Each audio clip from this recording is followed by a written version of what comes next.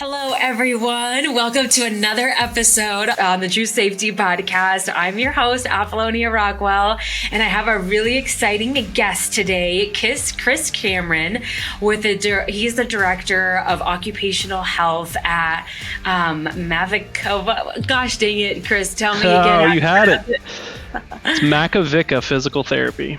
Makovicka Physical Therapy. And oh my gosh, I'm so excited to chat with you because just like we were talking offline, that in the occupational space that we're in, it's a lot of reactive services, right? We're talking about safety training or safety consulting, where a lot of the times a big bulk of our customers come to us. We see a lot of clients that are, hey, Apolonia, we have an emergency. XYZ incident just happened, or so-and-so had a recordable. How can you help me move forward from this accident? How can we move forward from this tragic event that's happened at our company? And so it's a lot of rush. It's a lot of go, go, go. And that's a lot of my world. And so doing research on you, Chris, and your background, being in the more preventative, proactive side of services in the safety world is just super, super interesting. So, Chris, welcome this morning. How are you doing? I'm doing great. Thanks for having me. You know, like you mentioned, I was on the opposite side of this for so long. I've been a practicing physical therapist for 12 years. In the first 8 or 9 of that, I was seeing all this stuff kind of like you on the back end where somebody sustained an injury, be it a sprain, strain, or, a catastrophic event. And we were seeing it in our clinics, and you get to know things and you get to know companies, and you see enough of it and you realize there's got to be a better way of doing this, right? How can we prevent this stuff from happening? Because they're life-changing events for these employees. Yeah, and, you're right. And that's oftentimes it can be tragic, and it's got a lot of collateral damage to it. So, for me and for us, it was, how do we help these people? How do we get ahead of this? How do we make sure this doesn't happen? How can we save it in the future? And that's kind of how we got into doing what we're doing. And to paint a picture for the audience too, so can you talk a little bit about the type of clientele that you see? We work with a lot of construction, oil and gas, truck drivers, welders, kind of, that realm. Who do you see? Yeah, so I've got this really, I love my job because it's so cool. I get to work with all kinds of different companies. So I've got construction and major manufacturing are kind of our wheelhouse. That's what we do. But I've got everything from landscaping to, small mom and pop shops that are doing drywalling or framing, to major manufacturing that employs 2,000 people, general contractors that employ 500. So it's a little bit of everything. So that's where we get to be dynamic in our world, but we get to learn a lot about a lot of different industries as well.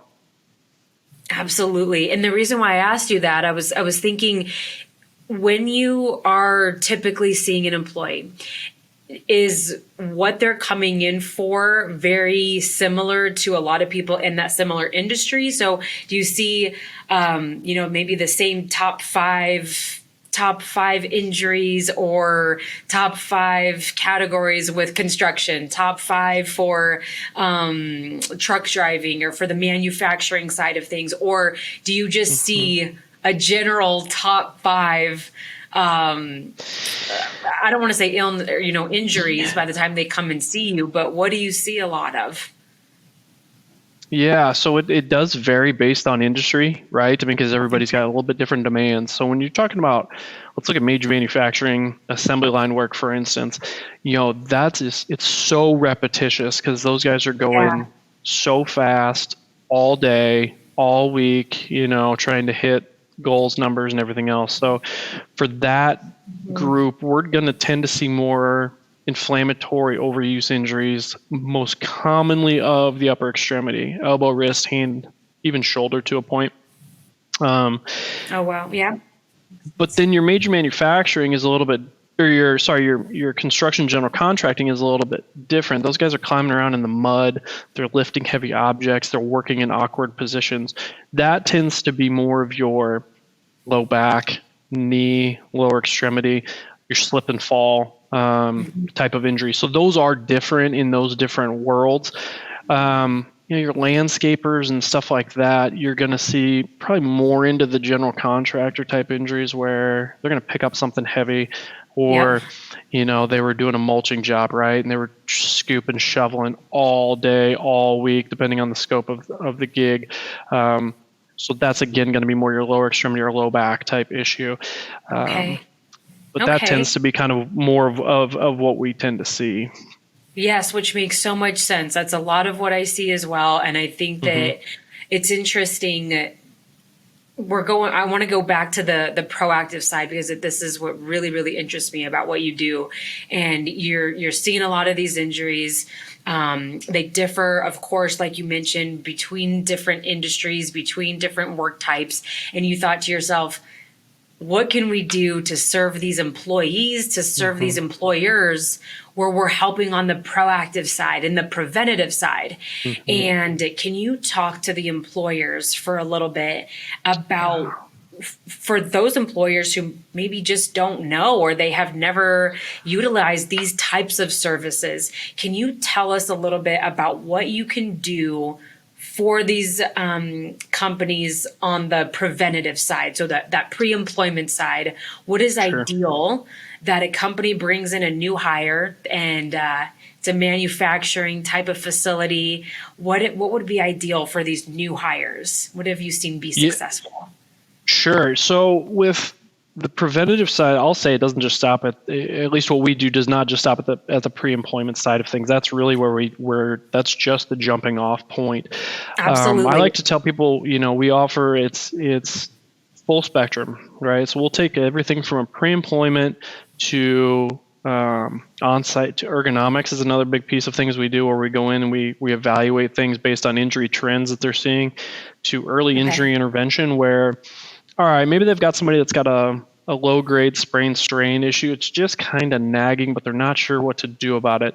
That's something that we'll address too. And then the post-injury side of things too. But let's talk about the beginning of it, right? The pre-employment. So in this current environment for the last year, it has been the Wild West when it comes to hiring, right? I think most employers can tell you that it's crazy, because there's such demand and so few people, that when companies get a good person, they want them on site, on the job, as soon as they can do it. So it's our job to try and make that happen. You're speaking to all the employers. All the employers are like, yes, yes, yes. Oh yeah, there's people standing up and clapping right now, I think, when I bring that up, because everybody's in the same boat, right? And it doesn't matter what industry you're in. I mean, I've got somebody. Colorado, doesn't matter what state you're in, doesn't matter the industry, you're right. So everyone's like, okay, I agree with you, Chris. Once we have somebody, we definitely, we want them to start yesterday. And but what am I supposed to do, Chris? Like, I'm an employer of a construction company, or we have some manufacturer. Like, what am I supposed to do?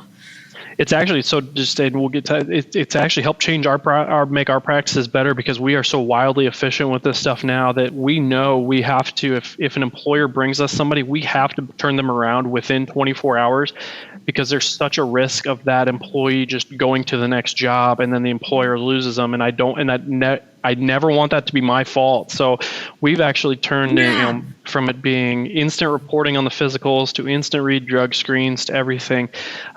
We've had to wildly improve our processes to be able to turn this around. So we're getting people in same day, next day, guaranteed, and then doing everything that day. So that if you bring me somebody, our goal is to get them back to you within the day. I always tell employers, hey, you're going to have reports on this person typically by the time they're even out of my parking lot, so that once they're clear by us, you could have them on the job site as soon as they're back to you. But yeah, so for us, the way we do it, it's all about getting a good candidate quickly, but making sure they're still a good candidate, right? That's the whole reason for doing a pre-employment physical is I'm going to try and do my best to make sure that you're not hiring a claim. That's what I always tell employers. I'm going to make sure you're not hiring a claim. So our goal is to my ear. sure. Yes. Oh yeah, absolutely, right. So we do this a variety of different ways, and I've structured it, to everyone's advantage. So we have them come in, and they're going to fill out a health history form. And that health history form, it's yes, no questions with blanks to elaborate, and it covers everything from previous injury history, previous surgical history. Basically, their opportunity to self-disclose anything that is pre-existing and when it happened, right? Oh my So if you're goodness, coming yes. in and you've got low back pain that started a month ago, here's your chance, employee, to tell us about it. Yes. So they go through, they fill it out. Now, whether it's 100% accurate or not, I don't have a say over that, but it at least gives the employee a chance to be forthright. Okay. Yes, So absolutely. they get through that. We bring them into exam room. Once they get into exam room, now it's my chance to tease out anything pre-existing. And our flow for this is the same regardless of the injury. So it can be manufacturing, construction, framing, I mean, you name it. It could be, sorting paper clips. Whatever the case is, our process for this point is the same. And we're going to go through range of motion testing at every joint. We're going to compare it side to side. We're going to go through strength testing of the upper extremity, the lower extremity, and then we're going to go through what I call repeated motions testing. Okay. I always tell people this because you can, like, I'm a board certified orthopedic specialist. I've been a practicing PT for a long time. I can still get fooled once. I can still be fooled once by somebody. However, with the shoulder, with the back, and with the legs, I'm going to put you through repetitious motion, because if you fooled me once, you're not going to be able to fool me 10 or 20 times. I'm going to be able to see it if you've got a deficit through range of motion and making you just do the same quick motions over and over again. Mm-hmm. Now, we build it into where the employee doesn't necessarily know what they're doing. It's like, oh, you want me to bend down and touch my toes 10 times? Okay, I can do that. And maybe they can, and maybe they can't. But, if they've got a back issue, they can grit through it once, right? But they probably can't grit through it with the same flow and the same motion and the same fluidity by rep 10 that they had at rep 1. So we try and do that. And then we go through special testing of the shoulder to make sure there's not a pre-existing rotator cuff issue or anything like that. Because again, with our workforce, there's a lot of that floating around out there, right? And it's going job to job. And I want to make sure that we try and catch those things. And it's not necessarily at this point exclusionary. I'm not going to tell this person that they can't work. However, if they've got a rotator cuff issue, I'm at least going to document it so that we know it was there day one. Mm-hmm. And they don't walk on the job site and the first day pick up someone and go, oh, my shoulder hurts. Ooh, okay, maybe it does, right? But we can at least document that you brought that to the job site. The job site didn't cause the injury. Yeah.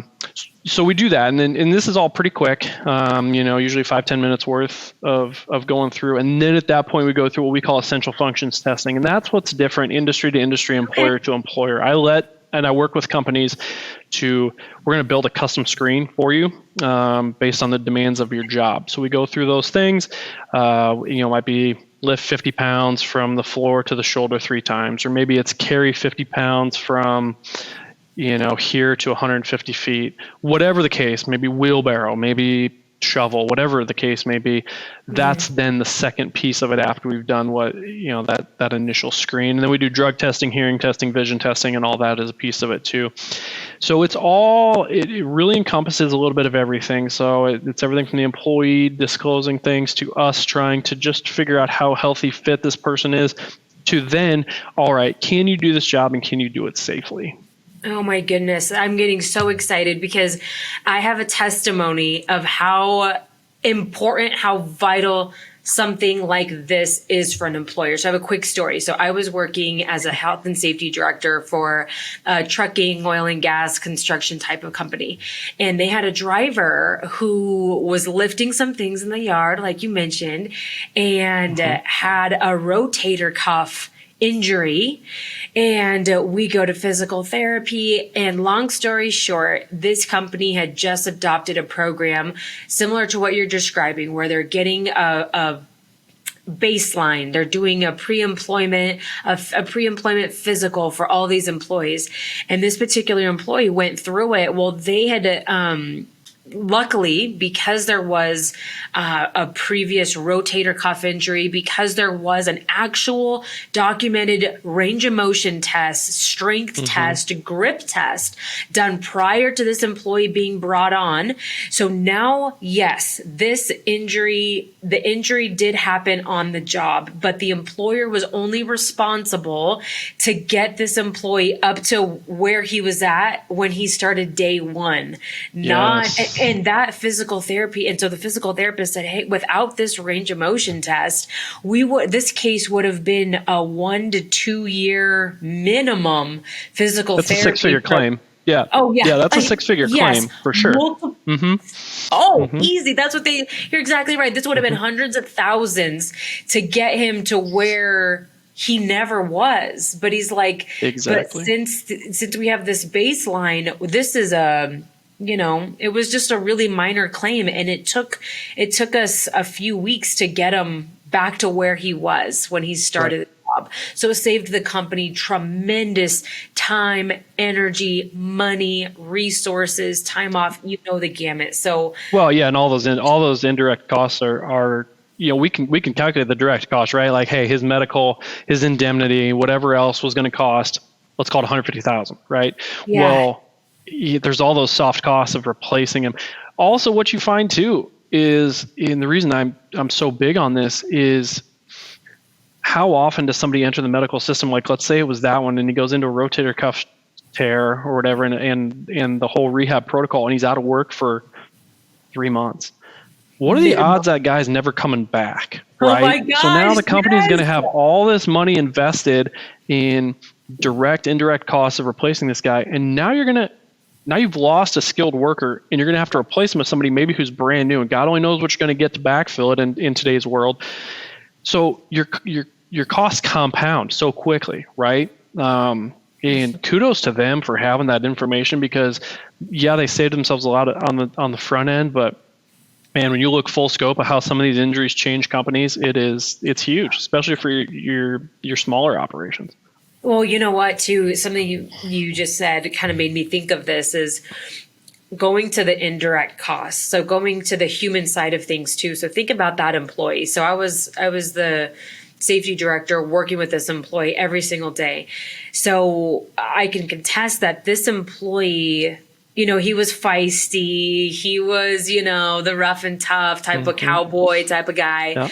But I'll tell you that if it weren't for that baseline, he was the type of person that would have, like you mentioned, he would have quit. He would have filed that claim, wrote it out possibly until as long as it could, and then quit. Then he's not working for 3 months, and then would never go back. It would never come back. But because if without that baseline, he would have thought this really did happen on the job. I think that you could contest a lot of employees. They might think, well, yeah, this injury is bigger than it seems, because they themselves didn't know maybe how bad their range of motion was when they got on the job. They could be like, this, the company owes me XYZ. I got hurt on the job, but they didn't know they weren't even there, if that makes any sense. So. Oh, absolutely. And then there's so many other factors, right? Like, this person's off work, and then the lack of motivation and the things that go into not having a sense of purpose of getting up and go to work every day.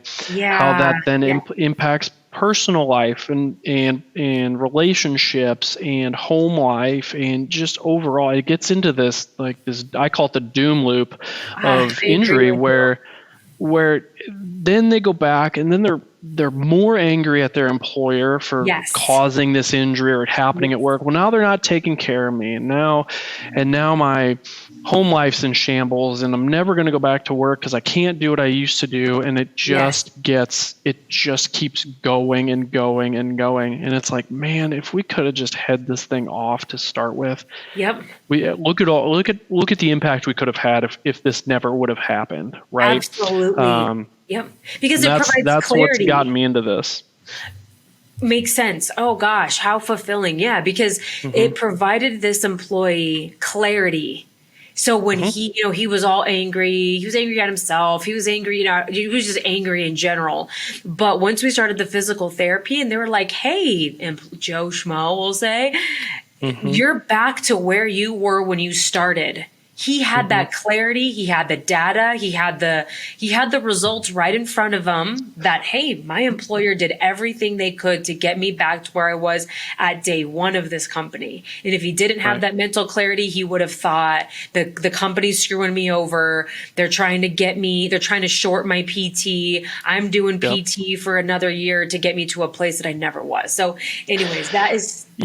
It all comes to managing expectations, right? I mean, it's managing expectations. So if you can set the expectation to this employee that says, hey, Joe Schmo, we see that 3 months ago, we checked your shoulder and you had 75% range of motion and a mild strength loss compared to the other side, okay? So I know today your shoulder hurts bad because you injured it yesterday, and you might have 25% of the range of motion that you had, and you hardly have any strength because it hurts so bad. All right, here's what we're going to do for you. We're going to do these things for you. Here's the interventions. Here's what we're going to do over the next 3 weeks. And our goal is to get you to 75% and a mild strength loss. That's where we want to get. We're not expecting perfection.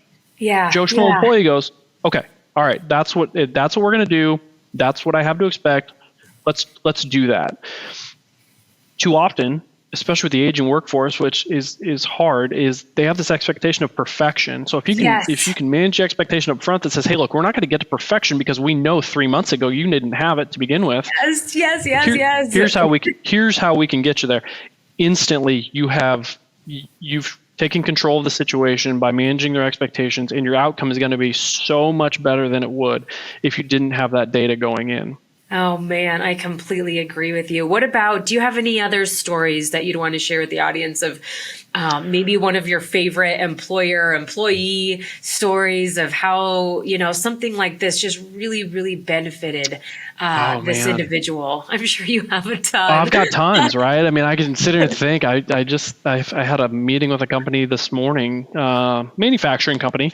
We've been working with them for a couple of years, and so I sat down with their leadership team this morning and just kind of went through like, hey, and I do this with everybody we work with at the end of the year of, hey, all right, let's talk about where you're at. Here's the data I've collected for you. Kind of show me where you're at on your end. And for those, I've got my notes right here from our meeting. So, we started working with them. Oh God, it was just pre-COVID. Okay. So the last 3 years of injury data for them, they had 13 recordable injuries in 2020, cut that in half down to 7 in 2021, and knock on wood, we got a couple weeks left in 2022, and they've got 1. So, I mean, employers you start back on their chairs. The employers absolutely are like, this right. is awesome. I mean, so I try and get in with these companies like this and build these relationships if I can, so that we can share data back and forth, right? I mean, we can talk through email, do all this stuff, all you want, but in the end, what moves the needle is those numbers, right? We want to take those recordable numbers and I want to drive them in the dirt. My goal is to keep your people out of my office. Yes. And we do that by doing what we do and then taking it to measurable numbers and intervening based on those measurable numbers. So, if we don't see numbers drop like that over the course of a year or two, we know we have to keep whittling away and making changes until we do see those numbers. Oh my gosh, my mind is exploding. It's going into all these different directions. You saying that because holy smokes. I mean, of course, companies should have, an in-house person that's a safety manager or somebody that is probably wearing the safety manager and operations hat, but they're collecting that data. But for those of you who don't, or you do, even having a partner like yourself, a company like yourself, how vital, how important is it to, rally all up at the end of the year and to see real life numbers. And I think that is so cool. What you guys do is you're meeting with your customers, your clients, and you're saying, this is what this year looks like. Here are the trends. Here's how numbers went up, went down. This is what it looks like compared to last year. If you had, if they've been a long time customer with you, but to look at the numbers and the data is so important. That is such a huge value piece that you provide. And so that made me think of you just mentioned a customer that their numbers are going down year after year. And so what is a piece of advice you could give to listeners that you've seen successful companies that have that trend? Their injuries are going down, down, down. They're doing baseline pre-employment physicals with you to make sure that they're not getting themselves into claims that don't need to happen, things like that. What are some other programs or something? There's two things really. Obviously, the pre-employment side, like I said, is big. Where we have seen the biggest improvement is having a close relationship with companies. Obviously, is big, and then we do a lot of I call it early injury intervention. So, the use of OSHA first aid. So it helps mitigate sprain strain injuries. So it's the guy on the job. Yeah, so it's the guy on the job site who maybe, I don't know, let's say picks up. I see it with general contractors. They're doing concrete, moving forms and stuff. Where all right, they go to pick it up and they got to carry it. They just set this form. They're going to take it off. They're going to move it 10 feet and reset. Where they'll pick it up and they'll go to move it. Oh, they tweaked their back, right? And oh, my back is sore now from picking this up. We've got an incident report to back it. Everybody's on board. So their safety director will call me and say, "Hey, Chris, we've got Joe Schmo on the job site, and he's complaining his back hurts. They were moving forms this morning. Can you just check him out for me?" We get him in same day, so they'll bring him in. Joe Schmo comes in. It's pretty informal usually, and he and I will sit down. I've got a form that we fill out and just go over, "Hey, Joe, tell me what happened." And usually the employer is either there or not. Some are different on how they do it. I try and at least keep the employer out of this part of it just to help build some trust and rapport with the employee so they don't feel like they're being, helicoptered by the safety director. Makes sense. And they'll tell me what's up. And usually I have the story from the employer already, and I just kind of make sure our stories match. Okay. And then at that point, I'm going to go through just a bit of an exam just to see what's going on and make sure it's nothing traumatic. Okay. And then it's OSHA first aid. So most of the employers out there will know kind of the boundaries of OSHA first aid. So it allows you to use some soft tissue massage, some non-restrictive bracing or taping, heat and ice, the recommendation of over-the-counter medications, and then the use of the pre-shift stretch program. So what I do, and it's got the pre-shift stretch program has to be documented and already previously approved by the employer and such. So what I'll go through is kind of give them the, "Hey man, this is all going to be okay. Here's what you did. Here's why you hurt. Here's what you can expect in the next 48 hours. And now I'm going to do some things to make you feel better. So you're going to feel better when you leave this office, and then I'm going to give you the things to do at home. Then I'm going to see you in the next 24 to 48 hours, and you're going to come in and you're going to tell me, did what I tell you was going to happen, did that happen?" Yeah. Vast majority of the time it does. Now all of a sudden they go, "Okay, all right, yeah, I strained my back. Somebody validates my injury. A third party validates that I hurt myself." And this guy's a medical provider, so like he's validating it. So yeah, I did hurt myself. Yeah. And then it's so he knows what he's doing, right? Because now I feel better. And then he told me what was going to happen, and that did happen. Well, now we've just tamped down the anxiety so far that this guy now, Joe Schmo, does not have the axe to grind that perhaps he would have. He didn't go to some medical doctor maybe that doesn't even know him and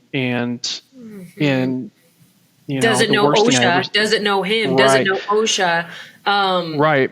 So So then we just kind of continue this pattern for the next however many days it takes, because OSHA first aid gives you a set number of follow-ups that you can do on these injuries before it becomes recordable. So what we do is we just track them, and usually we only see the vast majority is under 5 visits. And this person stays at work, stays on the job site, or within their job description. So they're continuing to work. There's no time off. There's no indemnity.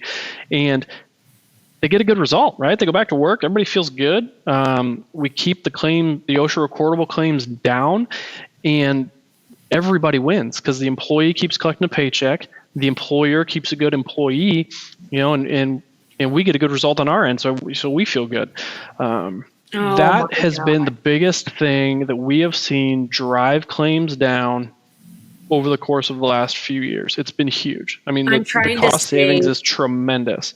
Yeah. I'm trying to stay in my seat because I also want to jump up on my desk and give you a round of applause because, oh my goodness, Chris, I can tell you by doing this by working on injuries, illnesses, incidents, all the above, I can tell you, Chris, something like this works for a million reasons. Here's my top 3. Employers that are listening, I will tell you right now that an employee, and tell me, Chris, if you agree with this, an employee that feels heard, seen, and validated. Yes. That is really what they want, right?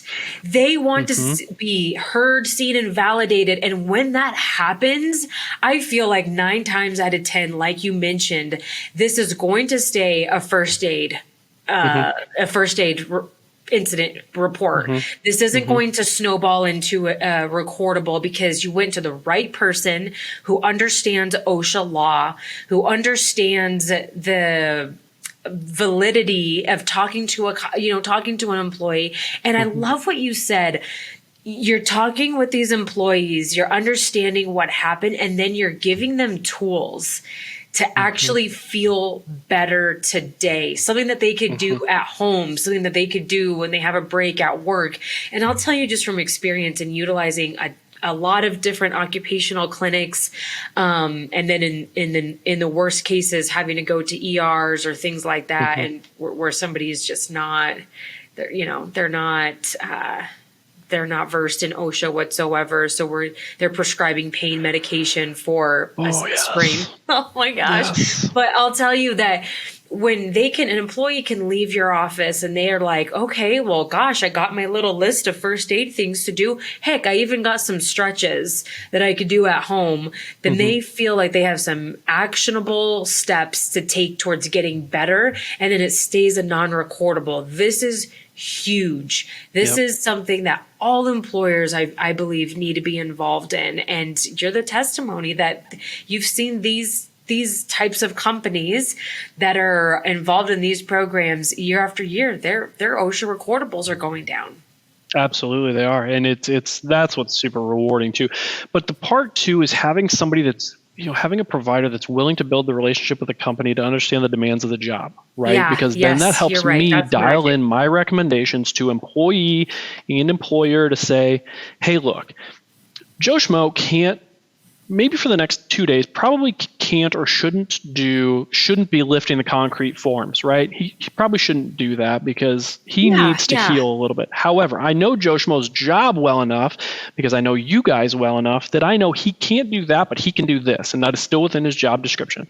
So instead of that, let's have him do this. That's going to take the strain off his back, and he's going to feel better, but he gets to stay at work. You have to, as an employer, you have to shop around, keep looking till you find somebody that's willing to take the time to learn your company and your industry well enough to be able to make those recommendations. Because like you said, I've seen it so many times. Let's take the Joe Schmo lifting concrete forms example, right? Joe Schmo comes in, let's say he's a 45-year-old, guy with a 25-year history of doing manual labor. He's going to come in, he's going to complain of low back pain. Oftentimes, we have seen docs are going to write prescriptions for a muscle relaxer, 800 milligrams ibuprofen, and if we're back 10 years, they're going to write an opioid script too. All right, we just handed Joe Schmo a loaded gun, right? So, we want to keep them out of that system. And God forbid they come back in 2 weeks and still have pain, then doc might order an MRI for Joe Schmo's low back. I can tell you right now, Joe Schmo has bulging discs in his low back. Well, now we have ourselves a massive problem because he's never going to unsee that MRI report that says he's got bulging discs in his low back. So now every time his back hurts, it's going to be like, oh, that bulging disc is out again. Joe Schmo, no, it ain't. It's not. Well, that's not your issue, right? You've got a muscle strain, man. This is all you had, and You're speaking my language. I've been the employer of Joe Schmo, not the employer, the safety director. We saw him on the back end of this in the clinics for years. Yes. Oh, yeah. And you guys, I feel so bad. You guys are stuck in the middle of this so often, right? I mean, you're just trying to put out fires. I can imagine, the way I see it in my world. So trying to keep Joe Schmo out of that system that where, Yeah. somebody is going to just make a mess of a claim that never needed to be that way. And then it goes back to all the other issues we talked about earlier, where let's say they take them off work for 2 weeks or whatever the case may be. Well, now you've handed a dude a prescription and you've taken him out of work for 2 weeks, neither of which needed to happen. But now your odds of getting him back have declined. And even if he does come back, what are you going to get? Right? Versus if you'd have just kept the guy at work. Just keep the guy at work. Keep him functional, keep him upright, keep him at work, and keep him safe. If you can do that, your outcome is going to be tremendously better. Your cost is going to be less, and your employee, your employer are both going to be happier. Last final question, very serious. Can you clone yourself and come to Colorado right now?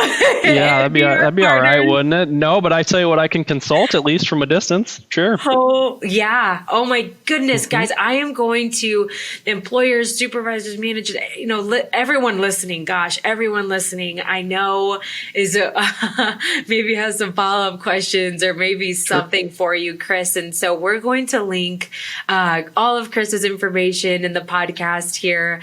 What you'll allow us to give our viewers, we'll talk to Chris afterwards. Your email address, or we'll definitely link the company's website so you could get on there and connect with Chris. But I can't thank you enough, Chris, for what you're doing in your community, how you're serving employees, how you're serving employers, both.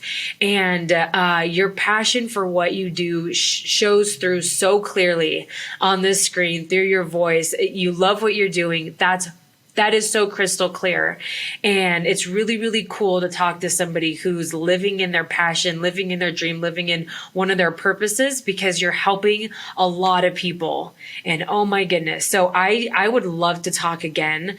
Sure. I just went through 46 minutes of talking to an old friend, but I would love to talk again. Yeah. I know we're over on time, but we'll wrap up. We'll link your information, but thank you so much, Chris. You're very welcome. I can't believe how fast that went. I just looked at the clock myself. I'd have guessed it was 15 minutes, but no, you're right. Wow. We've been at this for a minute. Yeah. I want to thank you too for just, giving me the platform. Obviously this is something that I'm passionate about. I feel like has a huge purpose in our world and our industry right now. Yeah. So thank you very much for having me. I've loved being on. I'd love to talk again sometime in the future. Awesome. Thank you so much, Chris. Audience, we'll talk to you soon. Bye.